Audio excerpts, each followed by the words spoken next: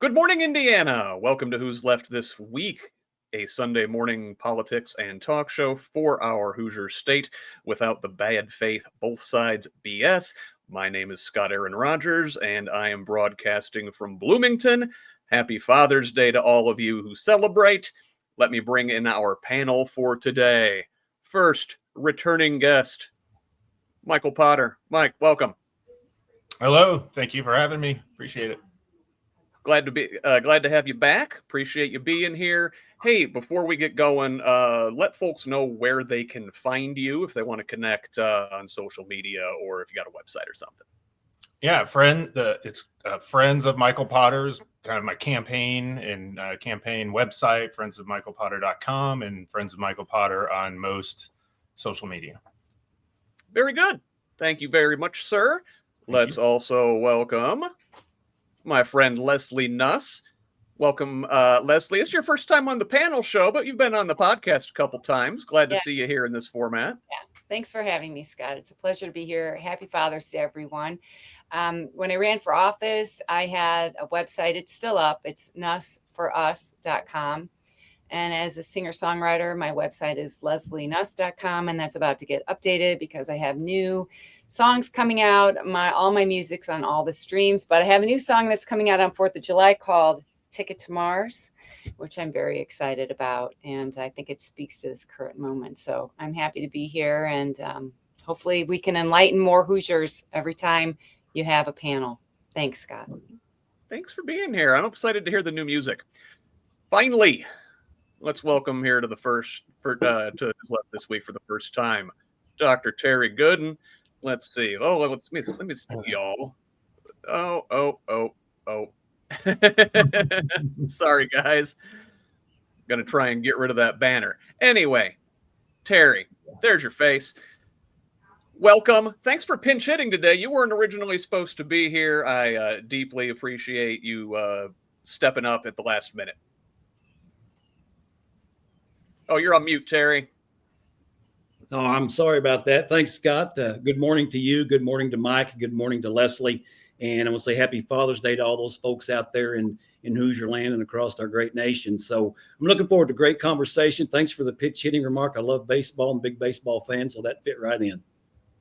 Well, then you're going to love our first section. We're going to start here in Indiana today. Normally, we've been starting with the national stories, but there's a lot of big news on the national front. So let's start in Indiana with a little segment I like to call Around the Corn. We're going to go around Indiana stories for this week. Just a few of them. Now, the first big one, Monday, at the City County Council building in Indianapolis, City County Council President Vop Osili removed the one of the accusers from she was giving a presentation, public comment, and remarking on the recent report that exonerated, technically, the Hogsett administration from any wrongdoing in a sexual harassment suit. Now, Lauren Roberts is the woman's name. She was repeatedly misidentified as Lauren Boebert. I could think of few worse insults by Osili, who had sheriffs forcibly remove her for going over her 2-minute time limit while she was telling her personal story of harassment in the office, of the toxic workplace culture in the Hogsett administration. We've now had 2 Democratic counselors call for the mayor's resignation, as well as a Republican counselor. I'm surprised the entire Republican caucus hasn't called for his resignation. But the temperature is turning up on Hogsett. Let's start with Michael. You're in the Indianapolis area. You see a lot of what's going on probably on the nightly news. You pay attention to what's going on in the Circle City. Is Hogsett going to survive this latest accusation? Yeah, I think unfortunately he is. It's just kind of the political climate, and it's going to be up to him whether he chooses to step down. I don't know that there's going to be enough of a force to get him out. Ultimately, I'm really most upset about that we don't have clear-cut, deep guidance on how to handle this in our government. You go up to the top, it's like, and he's the top, and then okay, well then I'll go to the state, and I don't know that the state can do anything about that. If the governor needs to step in on that, so having a better system in our government and with our campaigns to hold people accountable for addressing this. Now, I think, from 50 and down, my age, maybe 40 and down, I think we've grown up with this enough, and we're starting to learn our lessons and how to treat people appropriately. And so, hopefully going forward, we have a better handle on this type of thing. Leslie, so on Wednesday, Osily comes out and says, hey, maybe I did the wrong thing on Monday. I probably shouldn't have had her removed. He is a close ally of the mayor. Is he also in danger here? Is his apology enough, or should Osily also come under pressure to perhaps resign for protecting these predators? Well, I think really we need to change the culture. And I think that Joe Hogsett is of an older generation, maybe, where it was very prevalent and accepted or encouraged. You think about Andrew Cuomo in New York. I think it's just we're just in such a difficult time right now with the two parties at each other's throats. I can understand the need to protect an ally. I think that the women need to be heard, but I agree there needs to be consensus on how to handle it. Has Joe Hogsett been doing an exemplary job otherwise? Has he expressed contrition? Has he made an effort to have, some reparations? I think all those kinds of things do matter. People do make mistakes. I don't condone a sexually harassing environment, and I myself have been the victim of it in the music industry and even in the fashion industry when I was a designer. Just there's a lot of inappropriateness with regards to women in any position. And, women need to understand they're not fair game. And I just do think it's a challenge because you want to be professional, but you don't want to answer these kinds of inappropriate questions often that your male superiors may ask of you. I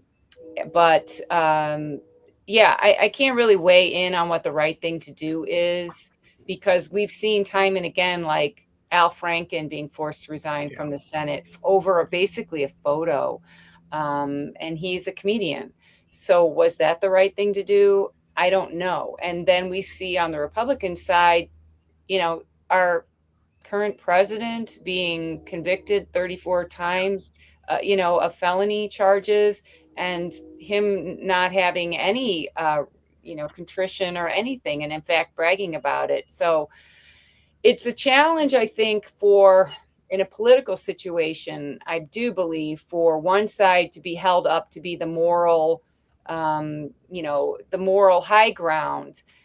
We need all parties to agree on something and not just say, okay, we're going to make an example out of you, and we're going to make an example out of you, and we're going to make an example out of you, and you're going to resign. And what is the result? What we want is no harassment in a workplace situation, or if there's a harassment, nip it in the bud, get counseling or get some clarification. And, I don't know. It is challenging. I don't want women to be harassed, but women need to be heard. They need to tell their story. And, maybe there needs to be a council that gets together and comes up with a plan for what should happen. And, everybody talking about it. Terry, Mayor Hogsett is probably the most visible Democrat in the state. Is he helping our brand like this. I mean, we've got a brand problem. The Democratic Party in general has a brand problem, but especially in Indiana, I think we have a branding problem. Is it not so great, perhaps, if our most prominent elected Democrat is publicly accused of being a sleazebag? Yeah, you know, Scott, it's one of those difficult situations. Leslie pointed it out there very, very, very eloquently, and thank you so much.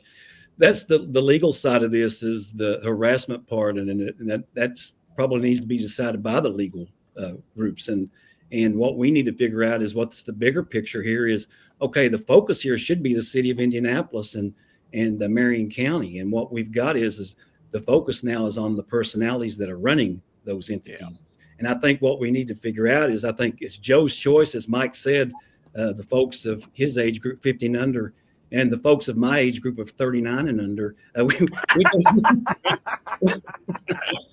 We got to make sure that the city of Indianapolis is the one that shines bright. And unfortunately, this sheds bad light on the city. And I think that's really the focus needs to be the city. And right now, especially, we've got the Indiana Pacers, you know, Indianapolis, and we've got an opportunity to make Indiana look good. And unfortunately, like you said, the headlines and all that information that you see makes Indiana look bad. And you know, quite frankly, straightforward, it is bad for the label. We know that. There's no doubt about it. But these folks have got to step forward, and they've got to be truthful and honest. And I think the truth always comes out in the end. And at the end of the day, we'll know what's going on, and hopefully there'll be reconciliation and things will get fixed. Hey, real quick, I want to jump in on that and talking about focusing on the city. And I just saw today that Indianapolis is getting ready to close a deal on 61 acres in Perry Township to remove a little urban forest that's down there. Now, it's originally zoned agricultural, and then it's overgrown. My sister, actually, her property backed up to this at one time, and it was beautiful. The deer would come up to their back fence. The young kids could see the deer, and it sounds like the new resident in that property is the same way, as long as all of them along that fence line. But what happened, that's overshadowed by this, by this story where, I mean, he could even just speak up and say, I recognize this was not right. Yeah, that's really what they're asking for. Maybe resigning, maybe not, but I don't think the old school plan of just keeping quiet and letting the legal thing play out, that doesn't work with the public perception anymore. And it just leans into that political sleaziness. Yeah. Hey, talking about political sleaziness. Sorry, Terry. I don't want to spend all day on this topic, but go ahead and make. So you're right. I mean, but at the end of the day, the legality of this is what happens. And you're right, Mike. A lot of folks with the information age now, we expect things to be initiated instantly, and we expect results to be instant. And sometimes I think we might jump the gun, but really at the end of the day, it's his choice. And we need to figure out, okay, is this impeding his ability to be able to operate the city of Indianapolis and for the city to be able to prosper and move forward? And the same with VOP as well. And those guys have to make that decision. I think they're friends and allies, and they need to listen. I think really everyone needs to be able to say their piece, no matter what. Everybody should be heard. And I think that's what you're right, Mike. I think that's what these folks are wanting. They're wanting to be heard, and we can make sure everybody gets heard. Thanks, Terry. So on the topic of shady people in government, let's move across the aisle. I saw this out of Columbus this week. So the State Board of Accounts recently discovered that Columbus Township trustee Ben Jackson had amassed more than $1.12 million in personal expenses on the township credit card over 8 years for things like personal trips, shopping, kids' tuition, utilities. And he's not the first person in Bartholomew County alone. There have been at least 5 trustees that have come under investigation for misuse of funds. 3 have been charged with felonies, and another was investigated for forgery. Now, Terry, you were in state government for a long time. Is the entire township system just kind of a slush fund that's potentially ripe for abuse like this, or is this a local problem to Bartholomew County? Yeah, I think it's probably a local problem, Scott, but I think there's more local problems than just in Bartholomew County. if that makes sense. So I think really, as we talk about the township trustee and their offices in rural areas, those offices make sense because it's just difficult for folks who need help to get help if it's centrally located within a city or somewhere else. So I think really what we need to do is we probably need to go back and take another look at that Kernan Shepherd government efficiency report. You know, in that report, it talked about doing away with township trustees and that the trustee system was now an outdated mode of government and should probably be eliminated. I don't know where I stand on that. I was in that debate at that time and we talked about that. But as I'd mentioned to some folks earlier, the debate was to do away with township trustees, but they wanted to do away with the trustees in the small rural areas and keep the ones in the larger cities. And I don't know if that's probably adverse. It probably should be the other way around. But I think there needs to be a debate about that as we talk about the increasing a burden on working families to be able to fund government. I think folks are looking at some of those government entities to be able to eliminate. And if they eliminate some of those, obviously their tax rate's going to go down. But we also got to figure out what services do they provide that would be critical for those folks who don't really have a say. Yeah, and townships traditionally have been responsible for poor relief, they call it, and fire protection. Yes, sir. That's about all that's left. They used to handle more things. You know, this goes back to the 1850s, I believe. Jefferson is originally responsible for like the way we draw townships in this country. Leslie, is this just a matter of us being kind of a single party state, especially out in these areas outside of the big cities? You know, there's probably hundreds of townships in Indiana, maybe thousands. I don't know, but thank you, Terry. And there's not a lot of competition for these seats. So what do you think? If local Democrats were more present, would that put some pressure on some of these folks?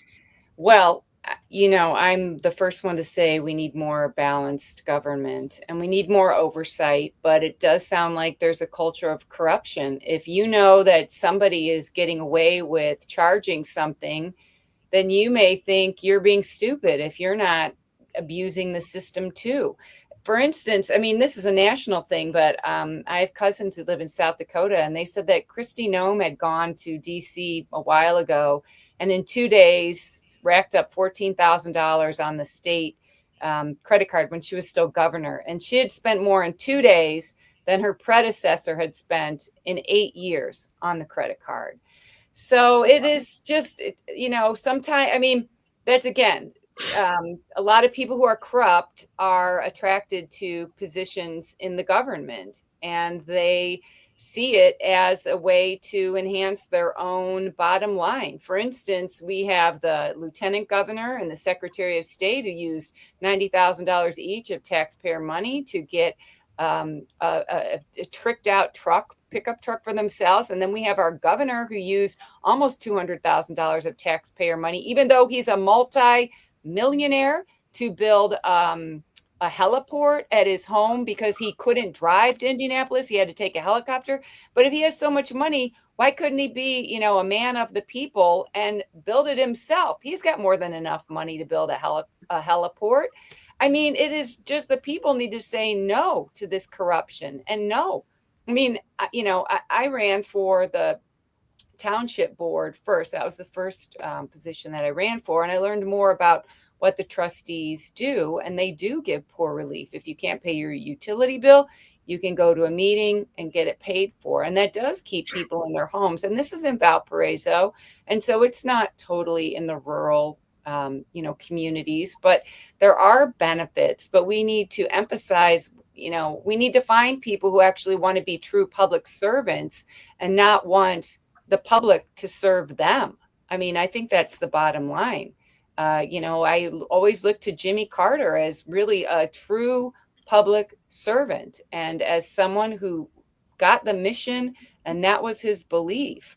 And to me, in a way, he's sort of my role model. But, you know, you are a public servant, and it shouldn't be, you know, where you're just feathering your own pocket. But unfortunately, we have enabled a culture of corruption, and the people need to say no. They need to say no. Stop stealing from us. I've got a couple ones here, quick, from the Department of, I didn't think the leopards would eat my face. First of all, clean energy credits that were introduced in the Inflation Reduction Act under President Biden are now on the chopping block. Well, these credits have been spurring investment in red states like Indiana, bolstering things like production of batteries and solar components. 9 of the top 10 states receiving this investment were Trump voting states. Indiana, number 5.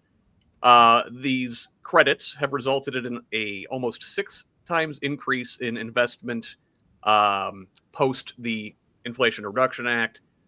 Now, industry has slowed a little bit with all the tariff nonsense going on, but still, Indiana's number 9 overall for clean energy jobs and number 10 for clean energy job growth. Michael, why do we keep punching ourselves in the face, man?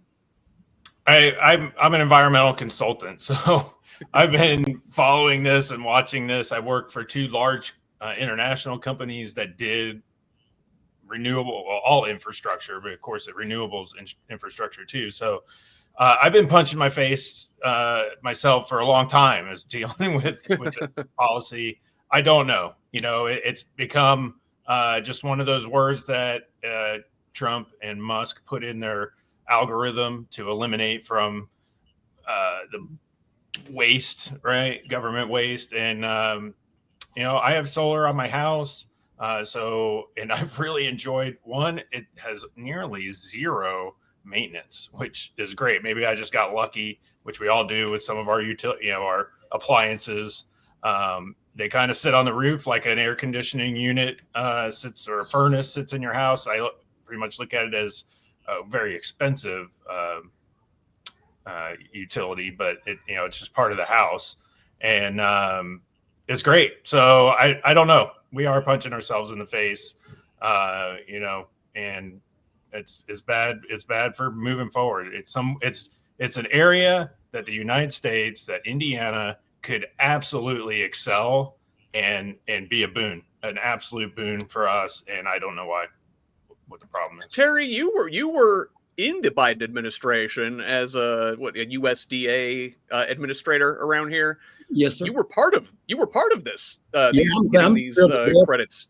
I'm thrilled to death to take credit for a lot of that. Indiana being ranked number 50, and I did get awarded at the national level and commended for the work we did in Indiana to move Indiana in that direction. As a matter of fact, there's a humongous picture here. Mike kind of touched on it as well. And if you look at this, we look at our local governments. We'll start there.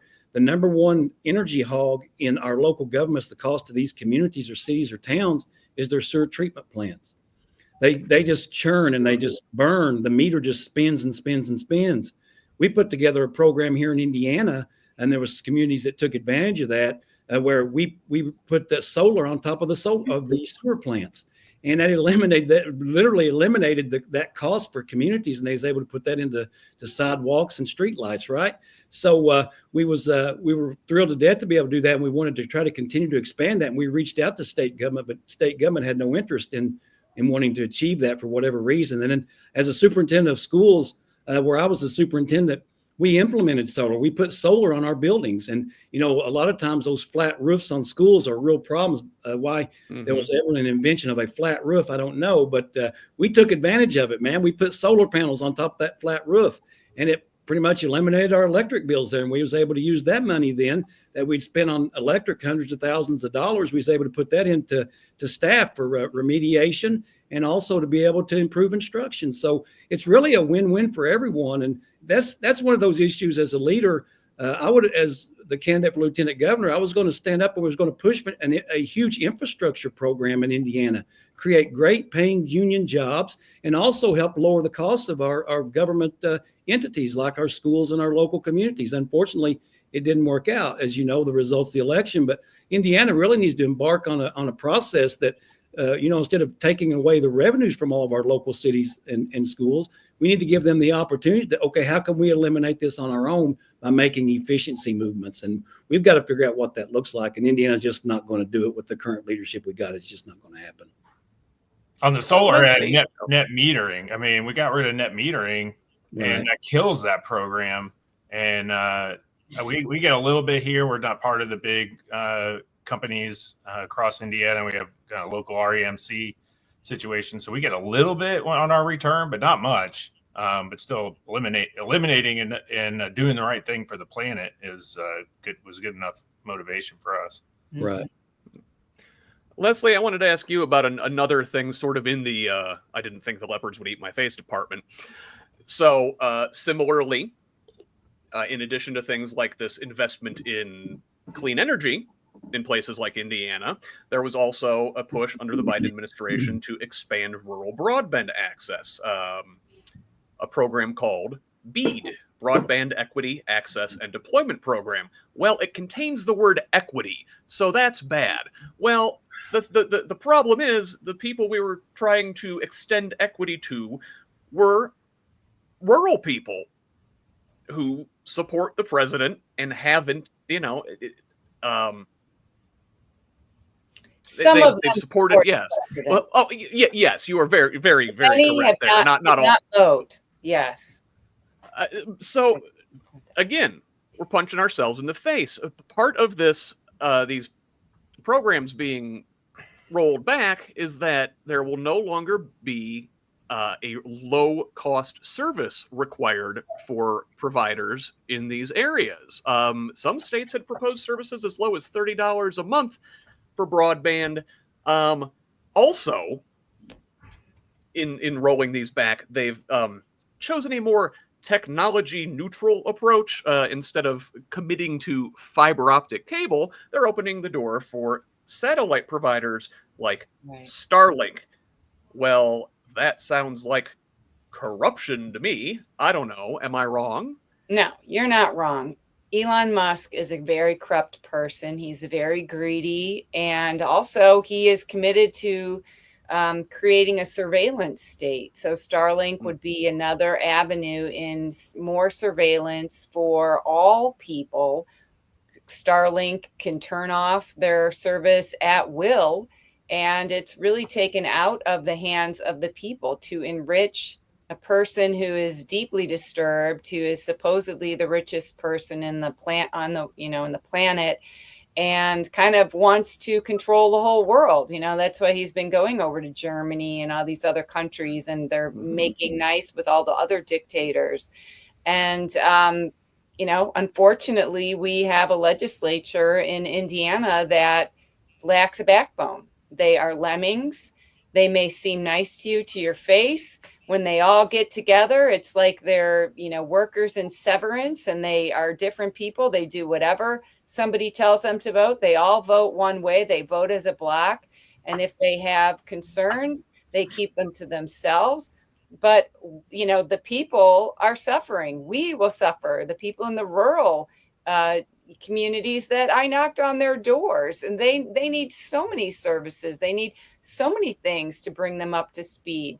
And it's really, how can we hold these legislatures responsible? I mean, we talk about there are so many people who just don't vote. We need to reach these people and get them out. But I don't know if will voting be enough? Will protesting be enough? But it's got to reach the whole state, and we have to, come together and say enough is enough. We want the services to work for the people and not the 0.1%. It's not even the 1%.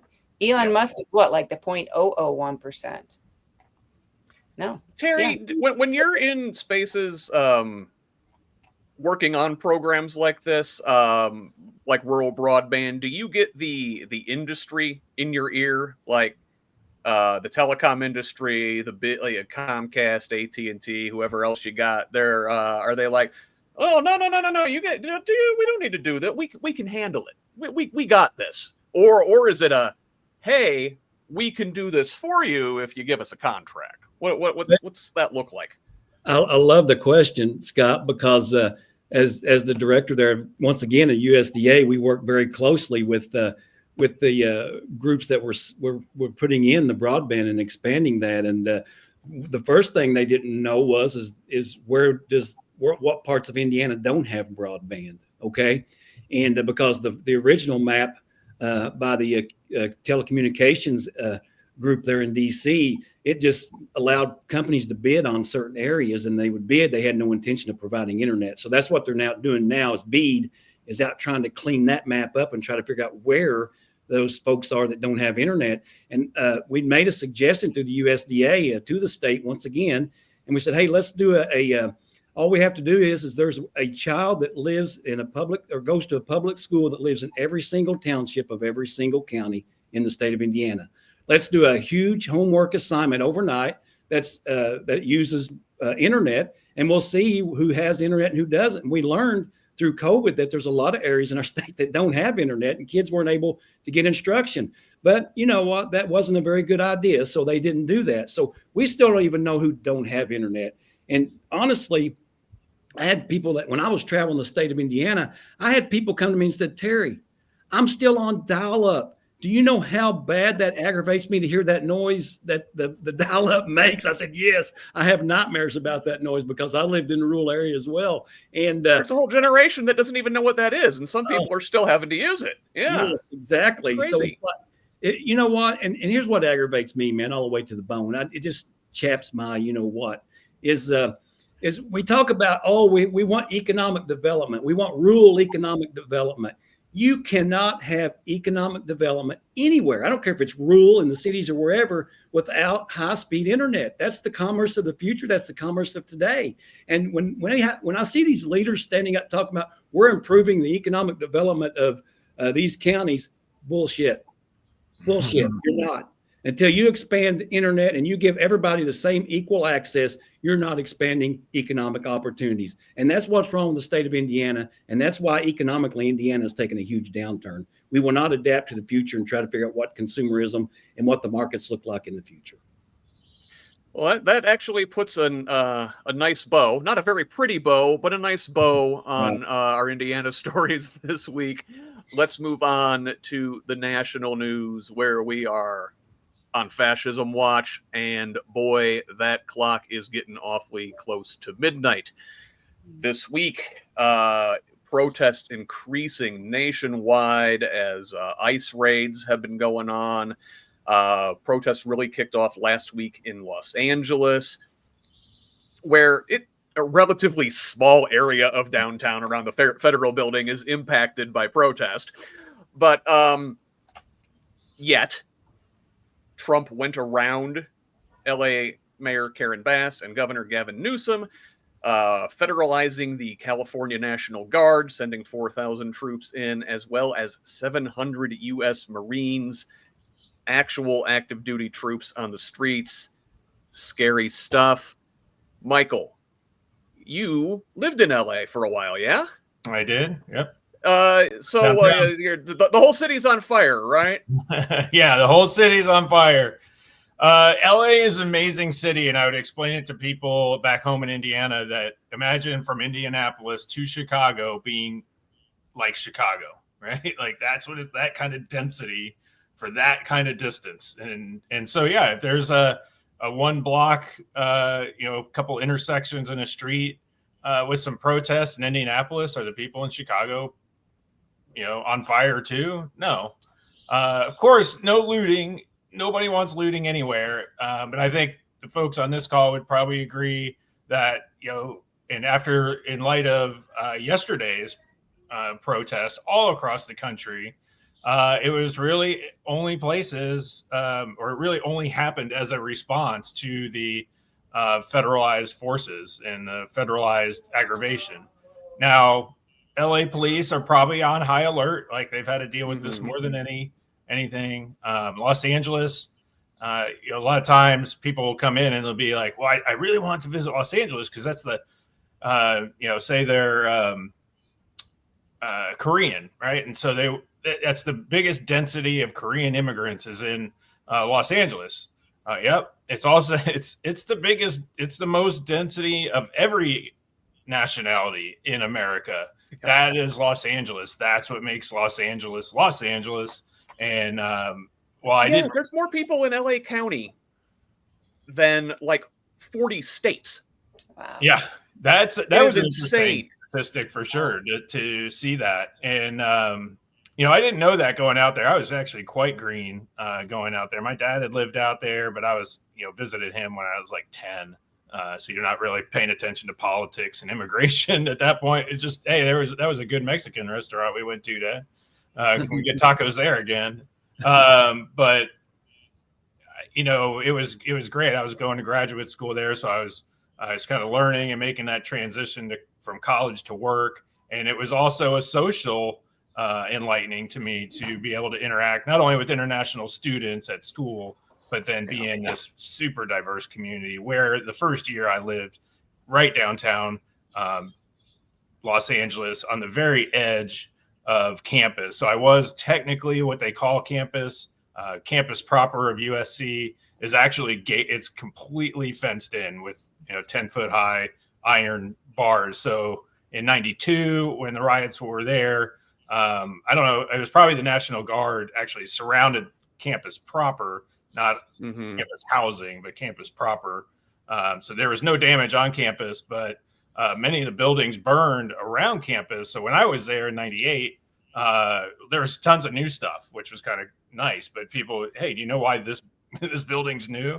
No, no, it's because of the riots that burned down. That burned down. It's like, wait, that's right next to our building, like right across the street. And so those are scary times. So LA police probably a little more edgy because they have the potential for things to get out of control. Folks in Indiana probably won't like to hear this. I am 100% a Pacer fan. My dad was a bit of a Lakers fan back in the 80s, 90s when he lived out there. But I did go to the Lakers celebration in 2000 just because I was there. I actually rode my skateboard. So that's how close I was to downtown. Wow. Like basically, that's the Staples Center. Staples Center's maybe a mile. I don't know. I don't have the map in my head of exactly where the protests were, but maybe a mile from there, maybe 2. So pretty close. And so I skated down there, and that crowd, that size of crowd is daunting. And I've always said that was the one time, like if something would have gone down when I was there, and particularly I was in one position and I got to that, I had no out, so if something would have gone bad, I would have been either trying to surf the avalanche of people or I would have been trampled. Like I recognized standing there holding a skateboard, a longboard, so I kind of holding up on my chest, and this is all I could do. And it was shoulder to shoulder. Nobody can move individually at all. And it was like, uh-oh. So things get out of control pretty quick in LA. I don't think, as the governor requested, that to not bring in federal troops. I think the police, they have a huge police force with all the tactical advantages that they could possibly need. So not, bad luck. We saw how it incited violence or increased the violence if there was violence prior to the federalization. The LAPD said don't bring in federal troops. We got it. And so it's all the wrong thing. And it's, again, weaponizing the federal government or weaponizing a political party against another political party. Yeah, it's weaponizing is a good word there. Leslie, when you were on last time on the podcast, we talked about manipulation and like crafting narratives and myths. And the Trump folks are very good at telling a story. And if you focus on, one car burning, one masked guy, flying a flag in front of a fire, broadcast that out to millions and millions of Fox viewers, and a whole segment of the country thinks we're under attack. And they use words like attack and invasion and really triggering, emotionally loaded words. They're, I feel like, trying to goad the people into something where they can respond with force. Am I overreacting? No, of course you're not. No, that's absolutely true. I mean, if we could rein in faux news, I can't even call it, FOX. I think it would do a tremendous amount Real of Fox's bad name. But But yeah, showing a burning car or something over and over again, it gets people in their amygdala, in their heart, and it sets off these chain chemical reactions in their head, and they're told over and over and over again, and then they feel foolish if they're not doing something. But it's all lies. Timothy Snyder said, "The war to make the lies true." They want to make a war on the peaceful people to make the lies true, that immigrants are a problem, that Black people are a problem, that brown people are a problem, that gay people are a problem, that trans people are a problem. They're not a problem. The problem is corruption. The problem is greed. The problem is thieving. The problem is all of these things that they are trying. I've said when I was running for office, it's like we're cats and they want to give us a ball of yarn to get our claws caught in. Meanwhile, they're over there looting the government, creating a surveillance state, doing all these things that are not good, heating up the planet, trying to accelerate the use of fossil fuels. We just have to help break through that. But Fox News, sorry, I did say it, is a huge problem. And all the propaganda, we need education on recognizing propaganda. And also we need more education on ways to calm ourselves down when we are being triggered. One thing that's actually very effective is taking ice or an ice pack or cold pack, putting it right here where your amygdala is, up for your vagus nerve, or putting it on the top of your head. But people don't know how to calm themselves down, or when they're angry. I thought we were against ice around here. Pardon? I thought we were against ice around here. Right. Real. It comes in the freezer. I saw a sign yesterday that said, "I like my ice crushed." Right? Yeah. Crush ice. Yeah. But something cold, or doing push-ups when you're angry, so that you can doing something empowering. I know that when I was watching what was going on in LA, I felt very triggered, and I was just very upset because there wasn't anything I could really do about it. But, going yesterday to a No Kings protest in Michigan City, which was fantastic, was very, it was a healing moment. And just seeing so many people out there with their signs and what's important to them and how creative they are being in their statements, I think helps. But yes, it is true that we are going to need to mobilize more people and reach more people. And they are trying to do something, because Trump is completely lawless. He is constantly playing the game of, I'm going to do whatever I want. Catch me if you can. That's what his whole game is. Can you stop me? Can you stop me? You can't stop me. That's really his whole game. And if enough people would say, we are going to stop you, it would stop. Yeah. Don't let him play his game. It kind of remains the central location, the biggest site of these protests. ICE raids have been increasing over the week too. The regime says they are going to deploy to more major democratically run cities: Seattle, Philadelphia, Chicago, New York, Northern Virginia. Additionally, protests have ramped up throughout the week as these raids are increasing. Austin, Dallas, Boston, Seattle, Washington, San Francisco, New York, and Chicago saw protests during the week, all leading up to yesterday's No Kings event, where I saw 11 million people nationwide were out in the streets in various locations, over 2,000 places yesterday. Terry, what do you think about those No Kings protests? Did it make a dent?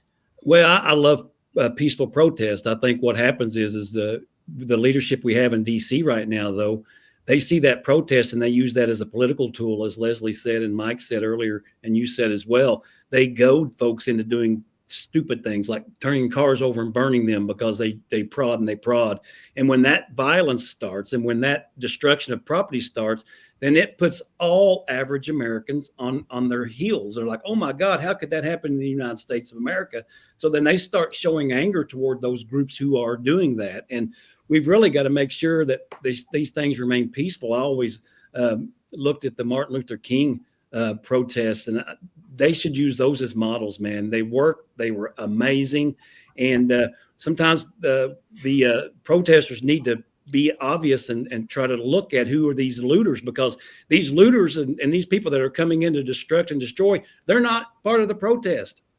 They're not. Yeah, most of the time they're not. You get some anarchists, and sometimes you get police will get in there and start stuff themselves. Yeah, That's what we saw in Minneapolis 5 years ago. Yeah. Crazy, man. So, they've got to make sure that they try to figure out who these people are that are coming in there to be able to use the protest as a cover to be able to steal and loot. And that's tough to do, man. It's almost impossible. But here's what I want to suggest. And as I always try to be a fixer and look at the bigger picture here. Hey, at those protests, they should have voter registration tables, and they should be registering people to vote. Because if you vote and you win elections, you don't have to be out and do the demonstrations. And I learned that firsthand at the State House. We would have large demonstrations on things that were going on, and they started taking names and looking to try to contact people. And believe it or not, only 30% of the people that showed up to the State House to rally had even voted. So, I mean, how do you not vote? You show up, you take the time to go to a protest and stand and do all of that, which is great, but you don't take the time to go vote. We need to start educating those folks. And please, I make the suggestion, if there's going to be protests somewhere, I don't care what kind of protests they are, let's have a registration table and get people to vote and try to encourage people to vote so we can follow up with those folks and try to figure out who they are and get them to the polls. Because, man, we wouldn't have to have these demonstrations and protests if people would just go vote. That's proven. Yeah. It can't be just a single thing. It has to be part of an organic movement where it's all encompassing, the voting and the protesting and the following up and the talking to people. Perfect. Michael, I'm sorry I interrupted you. Yeah. During the time I was with my 21-year-old daughter and her friend in Indianapolis at the protest yesterday, somebody did come to her, or to the two of them, looked at me and was like, yeah, he looks like a Republican. I'm not asking him to get registered, or he's old enough. He's probably registered. I don't know. But did ask them if they were registered. And I know those two are. And so they said, yep. And she went on her way. So they were out doing that, just as you suggested, Terry. Good. That's what needs to be done. As Scott said it best, it needs to be an organic. It needs to be organic. You can't just separate these and isolate these things like a protest and think, okay, we've got the job done. It doesn't work that way. Yeah. I also, we had a protest before the Indianapolis protest here in our little suburban town of Bargersville. We had 40 people show up.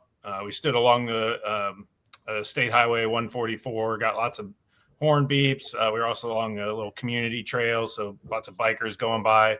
Great time, peaceful.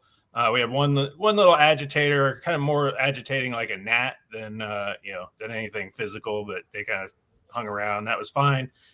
But you'll often get the question, now what do we do? And that's my message. Get involved, make sure you're registered, get your friends registered. We have to change this momentum into votes, because if we don't, then it's all for nothing. Then we're just complaining. Right. We've got to keep up these things. Yeah. I'm sorry. And it's one of those deals where peaceful protests look great. They're great optics. Burning cars, busting windows are bad optics. It don't look good. We've got to figure out how do we do this. And as Scott said, we do this organically, where we tie all these things together, eliminate the breaking the law part and get those people out, because they're not part of the protest. We need to let people know that up front and then move forward that way. So it's great question, Scott. Great topic. Well, thanks, Terry. Yeah, it's the optics of violence in the protest are never good, and whenever you get these large gatherings of people, it's almost impossible to stop one person from doing something bad. Also, on the topic of bad optics, yesterday Donald Trump had a military parade in Washington, ostensibly under the guise of celebrating the Army's 250th birthday, but mostly to celebrate his. It was a dud. We had, tanks down the streets. We had troops on the streets of the national capital, which is bad optics, is a bad look always. But even then, man, if you're going to do the military parade, I don't know, like the Russians and the North Koreans, it's intimidating and gross, but it looks impressive. Trump's didn't even look impressive. There's just some squeaky tanks rolling down the streets. The crowd's not that big. His speech after the thing was uninspired and tired almost. Leslie, haven't heard from you in a bit. You want to go see a military parade? You want some flyovers and tanks in the streets of Valparaiso? No, I want the children to be fed in this era where, we've seen Doge cut all, U.S. aid and Plumpy Nut, this life-saving goo that was made in Georgia out of peanuts that helped keep children alive, rotting in warehouses because they're such, terrible people. And then to spend $45 million, who knows? Plus having sponsors for this. I mean, it is ridiculous. And it is just another example of this huge corruption and this, thieving of the treasury, not using our money for good and for making the world a better place. I think it's pathetic. I mean, we know he's a deeply disturbed person, somebody who needs a parade to feel good about their birthday. I mean, that is just crazy. It is just straight out nuts. And the crowds show, millions of people came out all over the country to protest that, because I think we know that we want our tax dollars to go for improving the lives of people, keeping the roads in operation, all the things that we know that taxpayer dollars should go to, not an egregious show of, trying to compensate for his actual weaknesses. So, side by side, 11 million people in the streets all over the country in one place. Not even a sellout crowd, empty seats for Trump's parade. I think it tells you what you really need to know. So, Scott, let me say this, though. One thing, Donald Trump is a manipulator. All right. Yes. We know that. I mean, that's obvious, right? Any numbskull would know that. So, but here's what he did. He manipulated the United States Army because he used their celebration and their birthday to try to manipulate folks into looking at him and making him the focus of all of this parade. The focus, his intention wasn't to focus on, we all know his intention wasn't to focus on the Army. God bless our troops. God bless our Army. I'm for the strongest military in the room. We've got it, and we need to continue to have it. But you know what? To manipulate the military like Donald Trump did and belittle our troops like he's done, that just does not make sense. And I know the reason there wasn't a crowd there is because people see through it. They saw through all of that. And all of us here agree that our troops, God bless our troops, and we need to do everything we can to help them. We all support them. And you're right, Leslie, that money that was spent on a parade, that $45 million would have gone a long way in feeding hungry children, and they just don't see that. Yeah, go ahead, Michael. Yeah, I heard that it was like 16 million set aside just to repair the roads from the tanks going over them. I was really looking at that. I work with a lot of heavy yellow iron, and I know the damage that we unfortunately do to people's parking lots or sometimes their yards. And so, there's that piece. I'll tell you, I'm sitting here thinking more about it, and I would love to have a proper military parade, bring that for Memorial Day or Veterans Day at the proper time. I don't think right now is the proper time. Maybe we do it once every 4 years or once every decade or something. Because again, you don't want to throw money away just to have a parade for fun. But I mean, there were cool pieces about that, right? The intent is great. Well, the intent for him is himself. But, the execution was poor. But, going through the history and having those guys march, I saw an interview with some, one of the horse cavalry guys. And that guy was 20 years old or something that they interviewed. And he doesn't know what's going on. Right. He's probably not paying attention to the details and the deep, like he's not thinking, how are my children? I'm a child. I'm not thinking about how my children are affected by this.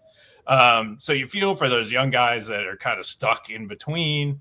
So there's a lot that could be done with that and celebrating our military, because we're here and have the freedoms to have this show and dissent against our federal government because of our military. Right. And so they deserve all the praise that Don pretended to be giving them. Mike, you're right. And here's the thing. There's 365 days in the year minus the leap year, right? He Yeah. could have chose any day of the year to have this military parade, grand military parade, which we all would love to have seen. But he chose his birthday. And he made it clear early on that he wanted his birthday celebrated. And that was a mistake. He just manipulated it. And he was doing that because he was poking the bear. He knew that there was going to be people that said they see into this. And luckily, most people did. And like I said, I can't say enough good things about our military and our awareness. And we're the strongest military in the world. We got the best soldiers in the world and the best fighting force. We know that. And we should have parades. You're right, Mike. I love those kind of things to show our force. But you know what? The timing and all that could have been a whole lot better. Yeah, I for one, am completely anti-military parade, but maybe that's just me. So I want to talk about another. You were talking about showing force and like ratcheting up the temperature and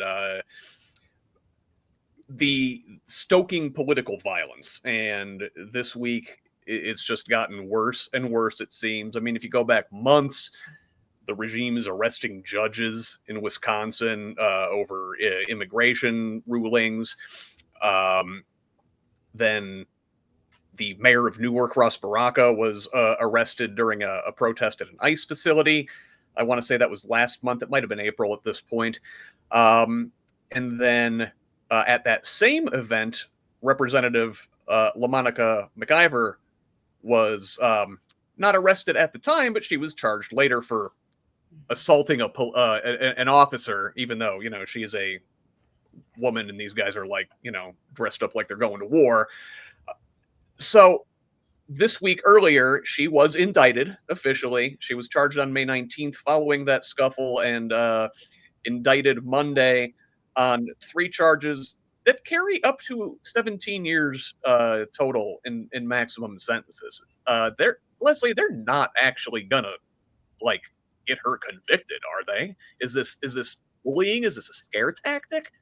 It's both. Yes, it's definitely bullying and it is a scare tactic. And the people need to stay strong and keep resisting. I mean, I always think about the who's in Whoville, and we need to keep singing and keep rejoicing and stay strong. It is meant to frighten people from doing what they think is right and standing up for people who are vulnerable. They want to, you know, divide us constantly, right? So that they can continue to pick on the vulnerable, the immigrants who are following the laws and going to their asylum court dates and working on becoming citizens, doing everything that they are supposed to be doing. You know, what the regime is doing is wrong. It is unlawful. And again, they're seeing what they can get away with. Bullies are the same way. They want to see what they can get away with. Can they get away with forcing you to give them your lunch money or punching you, you know, in the locker? You know, it is the same thing. And it is our time to stand up to bullies, because most people are not bullies. Most people are law-abiding citizens. Most people want to do what's right, want to keep their community together, want to resolve conflicts amiably.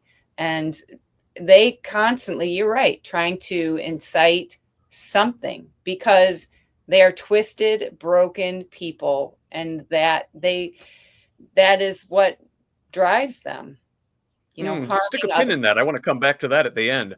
But right now I want to move on to increasing the political violence once more. On Wednesday, a sitting United States Senator, Alex Padilla from California, was dragged to the ground and made to lie on face first on the ground and handcuffed by FBI and Secret Service agents at a Kristi Noem Homeland Security press conference around the protests in LA. He clearly announced himself. He was asking a question, and they say that he lunged at her, and that was the reason they dragged him out of there. Terry, we're assaulting senators now. We're handcuffing senators now. Right. That's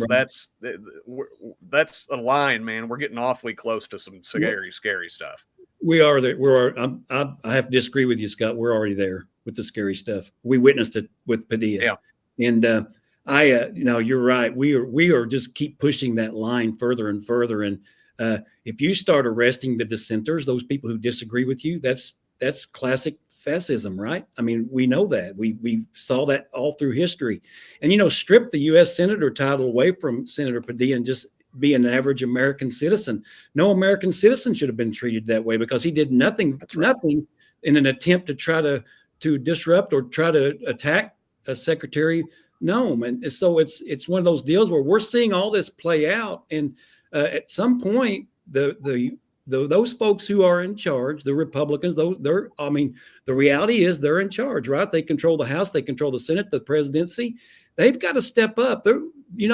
The folks, as you said earlier in the show, Scott, those folks who really believe this MAGA stuff, this conspiracy stuff, that they just really think this is, and that's their gospel. But the ones who really are at fault are the ones who allow it to happen and that have the ability to stop it.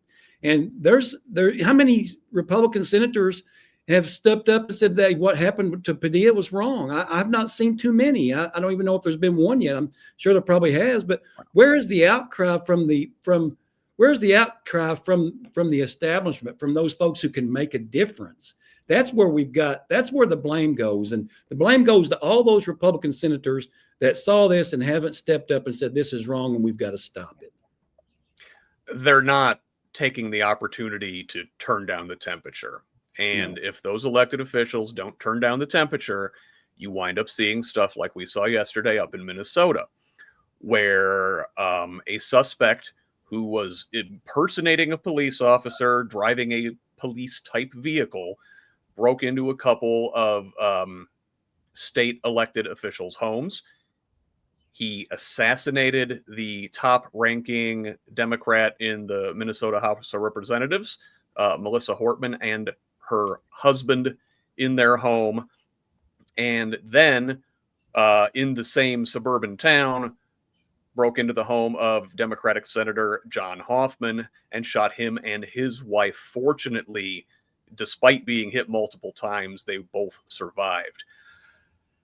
The suspect is actually a former appointed official himself, 57-year-old Vance Belter, twice served on the governor's Workforce Development Council. Authorities found a hit list in his vehicle that included other elected Democrats, including Tim Walz, including Ilhan Omar, Attorney General Keith Ellison, and abortion providers and pro-choice activists. Is this the logical conclusion of Trump rhetoric, Leslie? It seems to be. So, I mean, Michael and I have both run for Indiana state positions. Terry held a position in the Indiana legislature. It is horrific. And it's like we're entering the Joker phase, right? Where people, psychopaths are impersonating police officers. And do police officers condone this kind of behavior? We really need to root out these psychopaths and get them the proper treatment or containment that they need. But they right now are not being contained, and they are not being identified in advance. Yes, I mean, if the shoe is on the other foot, would Republicans like this happening to them? And it is, the golden rule, but it is completely disturbing, and it is just, unfortunately, I think also the internet radicalizes and can identify and can find people who have mental health weaknesses, and the algorithm can work to induce, more and more disturbing videos and content, and also these people sometimes are seeking it out. So, I mean, we have. Yeah, it is a sad, right. It is a sad drug. And people in cults, I listen to a lot of cult podcasts, and a lot of people in cults are, induced to commit crimes, including murder. Like you think of Charles Manson, and, people who formerly, seem to be completely sane, but under the spell of a charismatic leader can be induced to, to kill for them. And that is something that we need more awareness of and education about, thinking that you're never going to be, taken over, but like that is almost a surefire guarantee that you will. you have to admit your humility that, you need to be a little bit more cautious and just instead of just accepting information that comes your way. But yeah, I don't know, but I'd like to hear from Michael because I think he hasn't spoken to. Yeah, I was going to ask Michael, are you're out there starting to campaign for next year as that ramps up? Are you afraid that something like this could happen to you? Yeah. I don't really have to put much more on that. It is scary, but this is why I ran. You kind of running as a Democrat in Indiana right now is a scary thing. You're in the minority. You're banging your head on the wall. All the cliches, right? But it only strengthens my resolve. Like this is exactly why I signed up last year when I saw Trump gaining momentum and things and where that could go in the Indiana legislature as well, whether it's the topics we talk about today, gun control, school planning or environmental. They're all attacks, and we're going in the wrong direction here, folks. And again, most of the people that I've met in the Democratic Party, Terry is a good example of somebody that I feel like here for the right reasons, to listen to the people, to represent the people, and not to gain power in any way. And so I really want to give the power back to the people, and I emphasize that in the smaller protests that we're doing, and trying to talk to people and say, if we tore down this party wall between us, can you just tell me what you're looking for? Because I don't think it's what happened in Minnesota. I really feel confident in Hoosiers that is not what they want. Oh, Terry, you've been in politics for a long time. You ever get threats? Yeah, I did get no death threats or anything like that, but you get subtle dog whistle threats through emails and things like that. And it's really a conundrum, because what happens is as an individual that is working for people trying to make lives better, you want to be out in the public, you want to be seen, you want to be exposed, because you want people to come to you and you want people to talk to you. And when situations like this happen, like happened in Minnesota, it really pulls people backward, and it makes for less better government. I hate to try to tie that into death, which was horrible, but really under this administration, this is the enablers is how this happened. Those people who won't step up. I mean, how you don't, when we grow up, we're taught that you don't kill people, you don't steal, right? But the political partisanship that's happened now has resulted in, unfortunately, the death of these two folks, and or the death of the spouse and whoever. But we've got to look at this. It's a culture of corruption, and corruption is just not stealing.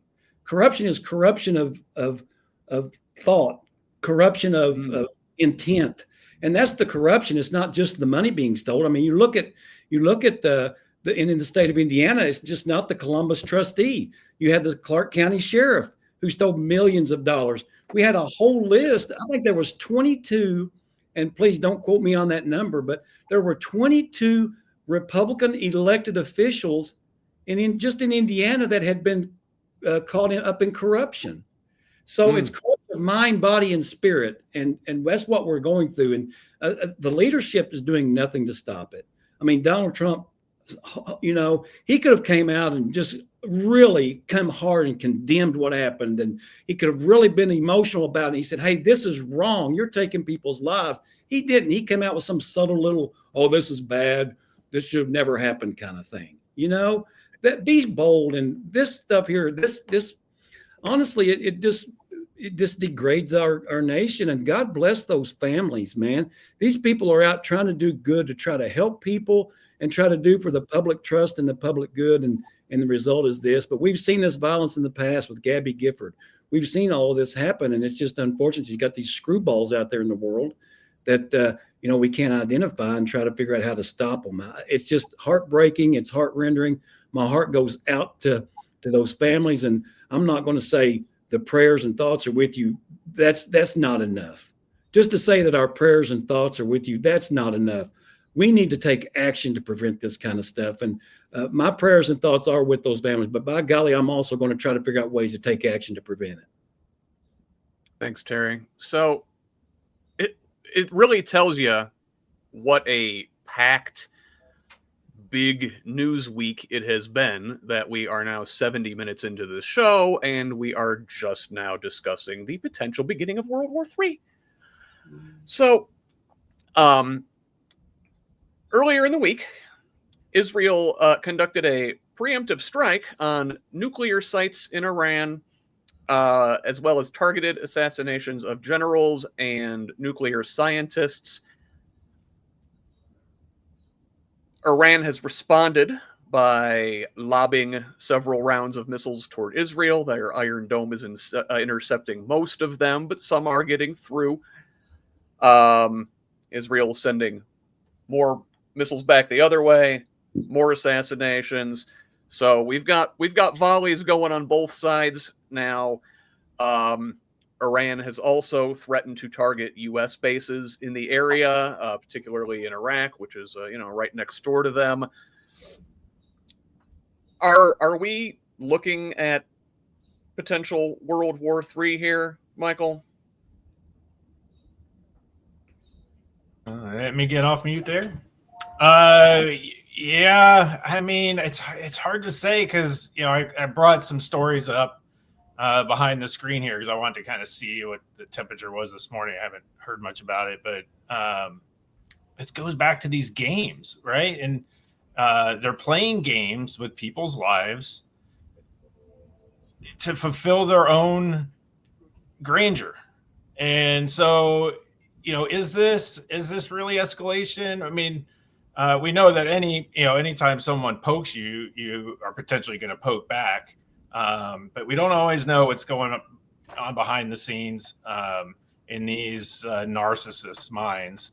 And, I don't want to see World War III, obviously. And so I hope whatever it is they're trying to poke, they resolve quickly. I see there's chances that, we may get involved, but then also Trump saying that it'll end quickly. And so why are you saying that? Do you know what the intent was to this? Were you involved in the choice? We'll be welcomed as liberators, right? Yeah. Yeah. And so, yeah, I don't like it. Netanyahu, Trump together is a bad recipe. I feel for marriage made in hell, for sure. I don't look at this as an anti-Semitism. It's an anti-Netanyahu. And the people of his country are suffering, not like those in Gaza are being hit by bombs right now, but they are suffering under this rule as Americans are suffering under the rule of Trump. Yeah, for sure.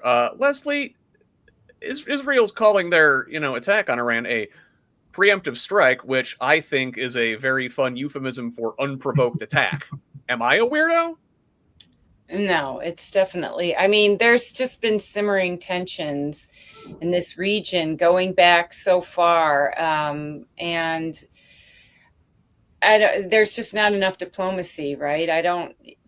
Has anybody been able to figure out what would satisfy all parties? I mean, peace is the best policy, but they seem to have abandoned the idea of peace, and it's always just an escalation onto what can they get away with.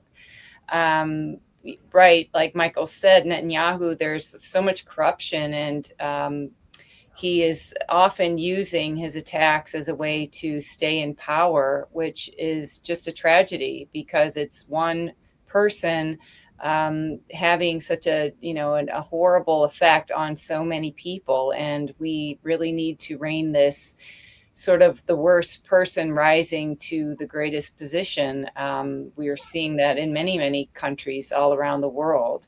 I would kind of hate to be the person who's supposed to negotiate this. It seems just very complicated, but until we can really settle on a peace is the best policy and get everybody to agree, I don't really know. Of course, nobody who wants, they'll some people do want World War III, right? War profiteers, the people Oh who yeah. profit. There are people who profit from war, and that is just a tragedy. And, we need more people to profit from peace and to be selling peace in a greater way. But yeah, I don't know. There's always euphemisms, the war to make the lies true, right? It's always the war to make the lies true. We can't live Yeah. together, so, Yeah. but we can live together. Along those lines, real quick, it says an hour ago, I was looking up that Trump is saying there'll be peace soon. Did he need a win, right? So he calls his buddy Netanyahu, again, these sick games that they play with people's lives, calls his friend, say, hey, disrupt something so I can broker a deal and get a win, right? And these not good people do that kind of stuff. We were seeing it over and over, and it's absolutely just disgusting. Yeah, you can say nut job on the podcast, right? Yeah, I think you could say nut job. Terry said bullshit. I mean, you could definitely say nut. My wife said worse on the show, right? So Yeah. Oh yeah, she's got a mouth on her. she was in the military or something. Terry, I wanted to ask. So, the pretense for this Israeli strike is that they say Iran was close to enriching uranium to the point where they could make a nuclear bomb. Now, I don't think anybody should have a nuclear bomb, but why do we get to have one and they don't? I mean, the only people crazy enough who've been willing to set one off is the United States. Why do we get to have them? Why do we get to keep them? I think we've shown ourselves to be responsible on the international stage more than other countries have. Right. Well, unfortunately, world geopolitical arena might makes right. And that's, I'm like Leslie, I wish instead of the war people profiteering off of death, I wish they would profiteer off of peace and tranquility. Unfortunately, when you have these situations, it goes deeper than what we know. And of course, Mike, you can be straight here. We know that the United States was involved in this. I mean, whether that's good or bad, or whoever how you see that, and I'm going to put judgment on it, but we were involved in that because Israel is our number one ally across the world. So that they've been consulting with us to get this accomplished. I think hopefully what I see in this whole scenario is I don't see the appetite in the Middle East right now from the other Arab nations to want to jump in, because I think Israel timed this to the point where a lot of the other Arab nations are seeing Iran as a pain in the neck to them as well, and sowing discord and distrust and rebellion in their own countries. So, behind the scenes, some of these Arab nations are probably welcoming this attack by Israel. So if we really had the real story and the truth and what's going on, and eventually that will come out, we'll know what the impetus was behind this. But right now, I'm hoping that these cooler heads prevail. And as if Donald Trump said that this is going to come in pretty quickly, then it probably is because he's at the table. He knows what's going on. Yeah, I hope this thing doesn't go anywhere beyond where it's at right now. They need to stop. There are a couple stories I wanted to just breeze past really quick before we talk about our one big thing for the day, because we got about a little over 10 minutes here left. This week, RFK sacked the entire vaccine committee, removing 17 members from the advisory committee on immunization practices, breaking an apparent promise to Republican Senator Bill Cassidy of Louisiana, a physician. During the confirmation hearings, Cassidy said in a tweet, quote, "Of course, now the fear is that the ACIP will be filled up with people who know nothing about vaccines except suspicion. Yeah, dummy, you knew this was coming. You voted for him anyway. What a schmuck." Moving on. In tariff news, apparently the U.S. and China have reached a tentative trade agreement to quit their ongoing tariff war, with both countries agreeing to roll back export controls on crucial goods and technologies. China removing export restrictions on rare earth minerals and magnets, and the U.S. loosening restrictions on microchips and student visas. All of this rigmarole, basically we're just where we started this thing at the beginning of the Trump administration. Is the point that it was market manipulation? That's what it looks like to me when they do these things. We'll have to find out. But what I really wanted to spend the last 10 minutes or so talking about today was Father's Day. And a lot of folks on the right have this weird fascination with Donald Trump as like a father figure. I remember folks like Charlie Kirk and Tucker Carlson talking about daddy's home when Trump won the election, right? I think Tucker said that America is like a naughty girl that needs a spanking. It was really gross. I kind of think of Trump as like the authoritative, patriarchal, abusive father figure. And so that resonates with an unfortunate number of people. Does anybody else kind of see it that way? Oh, Leslie, I haven't heard from you in a minute, have I? Yes, I think he is a terrible father, right? He cheated on all of his wives, and he, by all accounts, is, mostly neglectful. I can't imagine him ever of changing a diaper or really comforting any of his kids if they were, sick or sad about something. And it is really it's another con on the American people. I held up this book previously before we started. It's called Games People Play. I think it's very informative of, this transactional president and many of the people around him. It's just a game. It's a way to sort of, herd people into a specific belief. Tucker Carlson is just a big weirdo, right? I think, haven't we heard off camera, he doesn't agree with many of the things he says, but he gets paid a lot of money to spew the lies that he tells night after night. And that is a real tragedy for the American people, that they listen to these slick liars who are often handsome or beautiful and have lots of plastic surgery and makeup to make them look really palatable. And they're, I say they're practiced and smooth liars, and they just, really try to con people to keep them watching so that, they get more advertising dollars and they make more money. And it's really just all a capitalistic play to loot everybody. But no, he's not, and this is also indicative of cults. Cults always have one person at the top. Sometimes there are cults run by women, but, and they do refer to them sometimes as mother or father but I think it's a lot of people who haven't healed maybe childhood wounds of themselves. Often we all have wounds that we carry from childhood, but these people are not going to do what you want them to do. They're not going to comfort you. They're not going to provide for you. They're not going to do anything that a good father would do. They're not going to support you. And it's really just a con. It's just a con. Terry, I feel like there's a kind of a religious element to this, where a lot of your fundamentalist evangelicals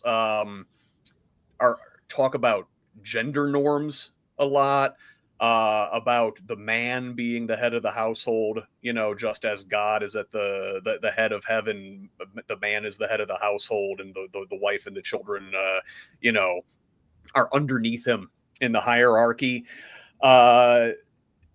Is that part of it too? Is Christian patriarchy, particularly in certain fundamentalist sects, the reason why his authoritative nature resonates with a lot of folks?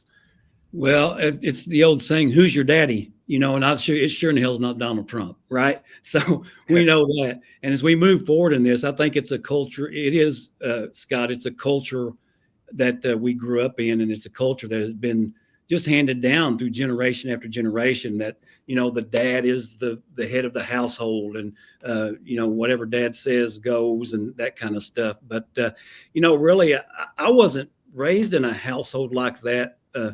because my dad was tremendously reliant upon my mother, and they shared decision making, and they made sure as we grew up that everyone was treated with respect. And unfortunately, I did grow up around some folks who thought that women were like second class citizens, right? Mm-hmm. And I never could understand that, and I never will. And I don't know if the church necessarily is part of that cultural hand me down that, hey, the man is the head of the household kind of thing. But I think really the church, and the church that I attend, it really preaches equality, and it preaches that everyone is contributed to the family, and you really lift mothers up. I mean, without mothers, we wouldn't even be here, right?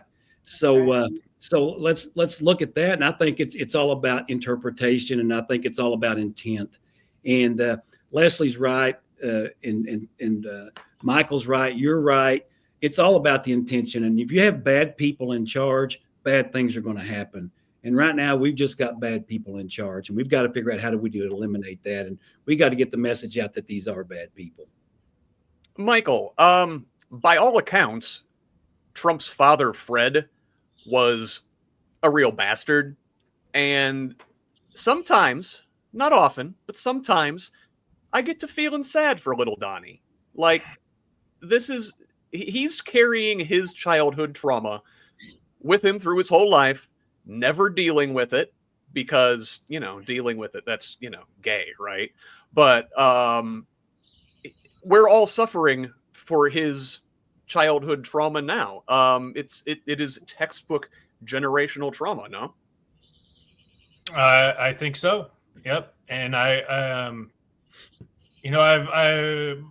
my wife and I have talked a lot about this, and this year I lost my dad, and so there was a lot of reflection that went on around that. And he grew up on the East Coast, probably 15, 20 miles from Trump Tower in downtown New York City or Manhattan.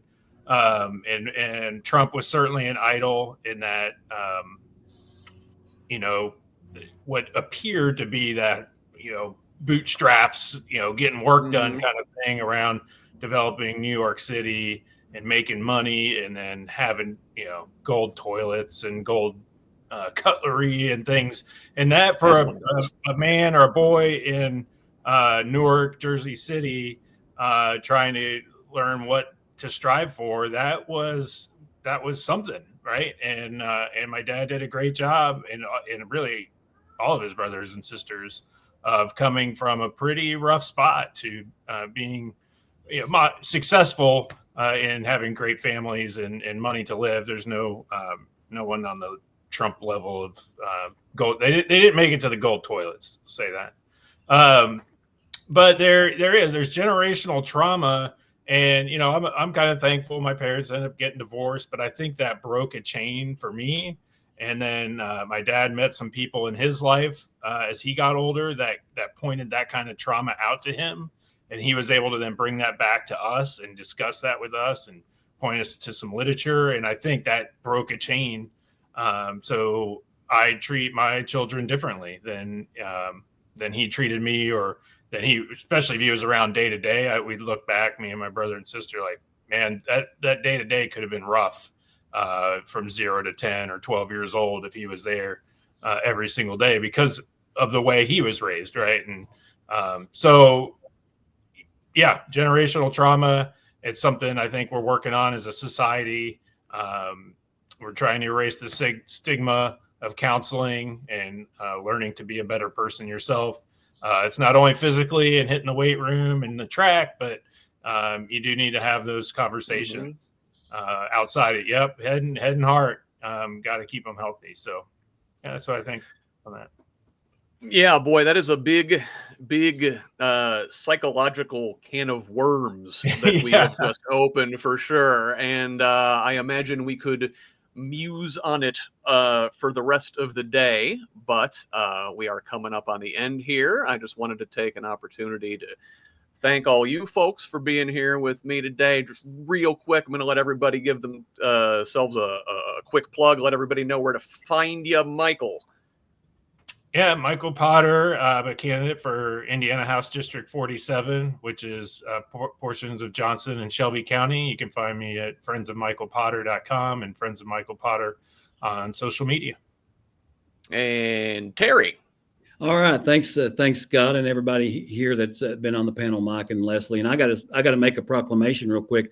I am the richest man in the world, and let me explain. I don't have golden toilets, no, but I do have a family that I love, and I wake up every morning and feel that love. And I was raised with great parents and grandparents and a large family, so I consider myself the richest man in the world. So Elon, jump off the cliff thing. So, but with that, thank you so much for having me. It's been an honor to be here. I've really enjoyed our conversations and been great questions and great conversations. I've been here with 3 great people, and I appreciate that opportunity. Everybody have a great Father's Day.